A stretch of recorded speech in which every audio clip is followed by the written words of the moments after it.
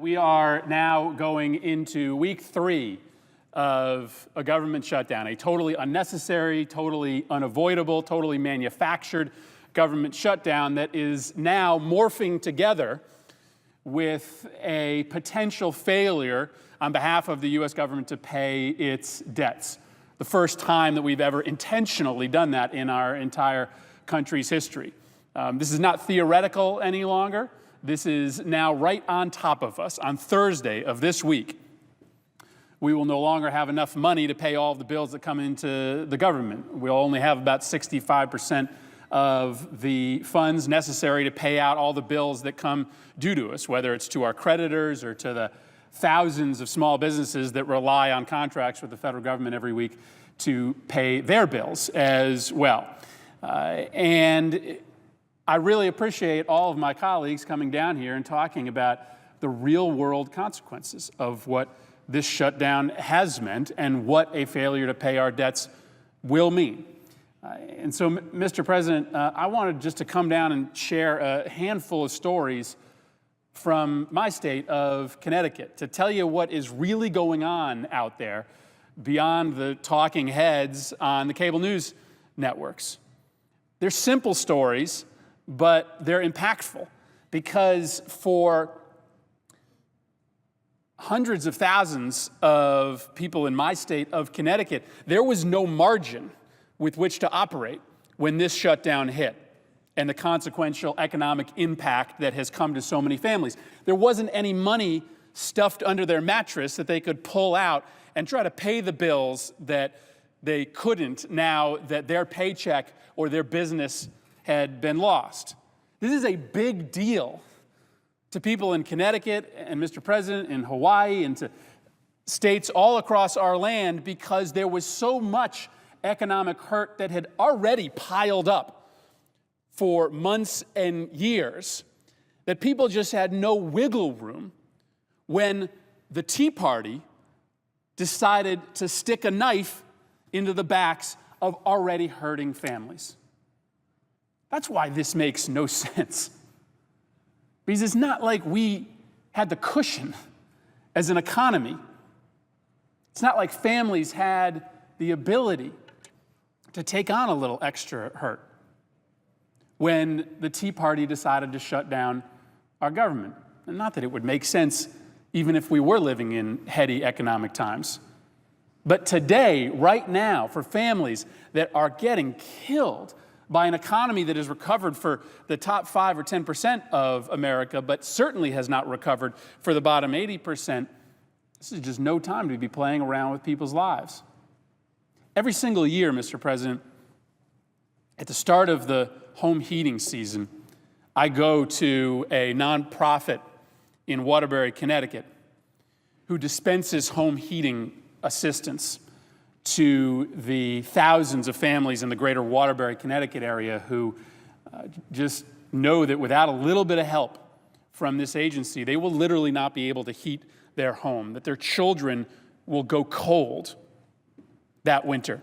Because even though they're making money, they just can't keep up with the mounting bills. And every single year, as I watch the sort of macroeconomic numbers get better for the economy, I keep on thinking that when I go to that agency in August or September or October, they're going to tell me, guess what, Chris? Less people are coming in this year than last year to ask for home heating assistance.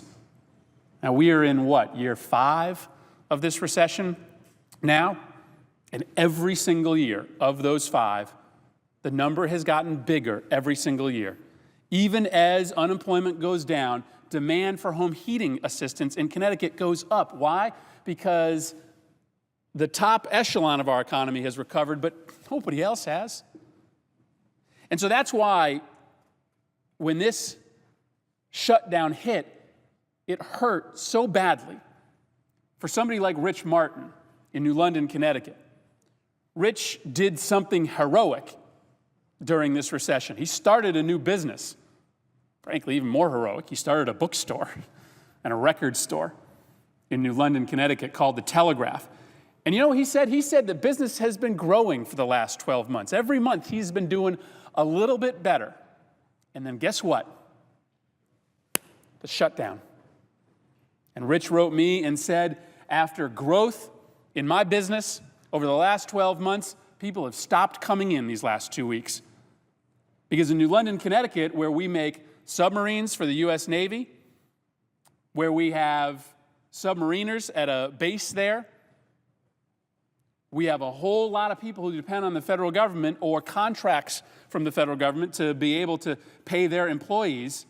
Nobody's coming into the Telegraph anymore. His business is getting hurt. And a small businessman who did something great is now wondering whether he can make it through the next couple days and weeks. Here's how the trickle-down of this happens. Kathy Sanborn in Hartford is paying the bills right now by babysitting. She's babysitting for a couple, but the husband is a defense contractor. Guess what? He's been furloughed. And so he can't pay her to babysit. Frankly, he's home anyway, so he can look after the kids. And so she doesn't have her babysitting gig any longer. He's out of work and she's out of work. And guess what? That's not where it ends, because now that Kathy doesn't have her babysitting job, she's going to stop buying what she used to buy. She's going to have her groceries. She's not going to go to the store down the street for a purchase for herself. It just keeps on going. Don Spaeth in Putnam, small business owner, runs a little restaurant there, small town in Putnam, says his business has dried up the last couple weeks. People just aren't coming in. Rich from Fairfield has a severely autistic son. Now, he's an adult, and so he was on Social Security disability, but he had his disability benefits cut off because they wanted to review his eligibility.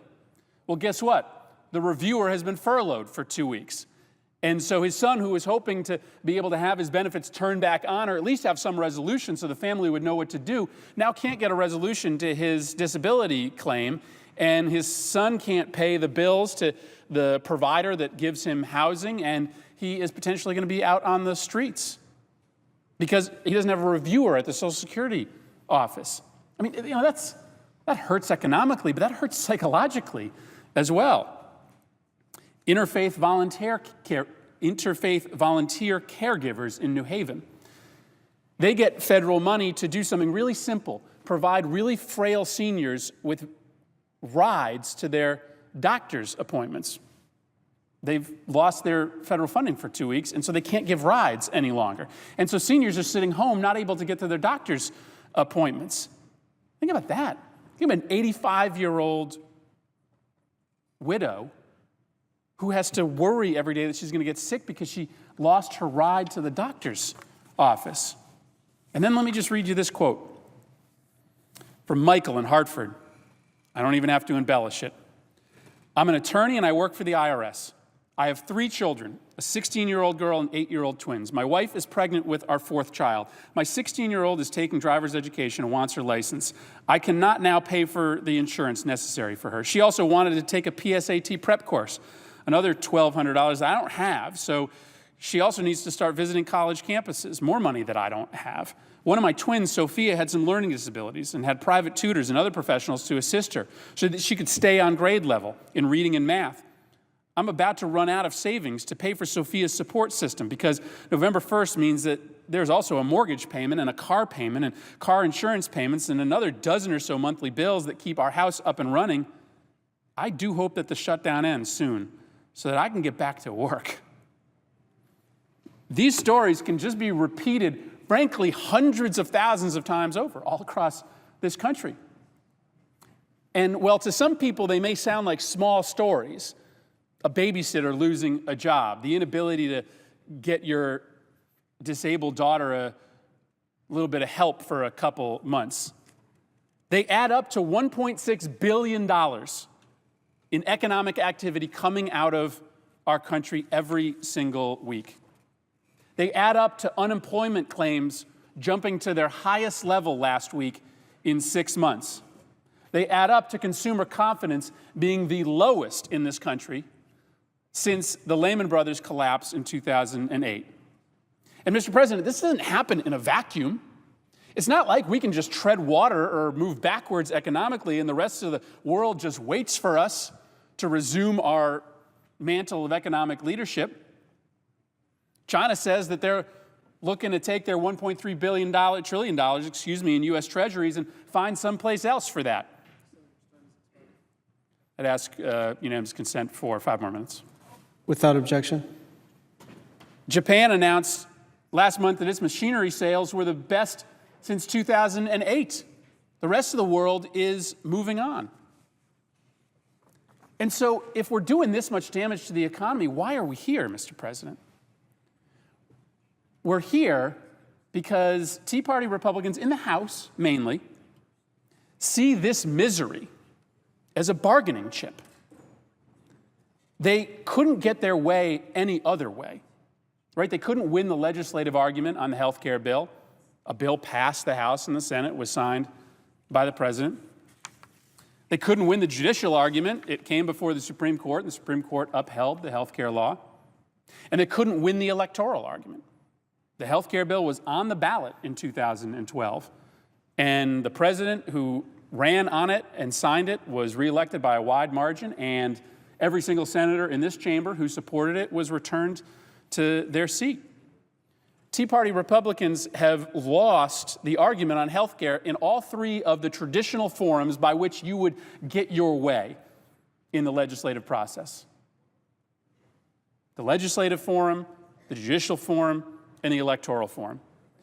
And so, just like a criminal fleeing the scene of a crime, they've been confronted with a last desperate option, which is to grab hold of the economy, put a gun to its head, and hope then that Democrats and President Obama will relent simply because of our compassion for people like Rich in New London and Kathy in Hartford and Don in Putnam and the seniors who rely on interfaith caregivers and that young IRS attorney with a disabled daughter. They hope that it will be our compassion for those people which will cause us to do something other than what the people sent us here to do and repeal or delay or displace the health care law. The good news, Mr. President, is that cooler heads are prevailing, that people do see, in this chamber at least, the need to let go of the hostage. 2 weeks into the shutdown, the accumulative economic effects on the economy are real. And those stories that I told you from Connecticut can now be multiplied thousands of times, tens of thousands of times over. The House looks like they're going to try to pass another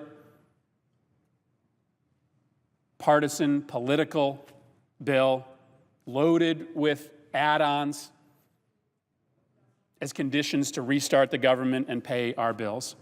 The Senate, though, is working on a different solution, a solution that could bring together Republicans and Democrats to at least temporarily end this crisis.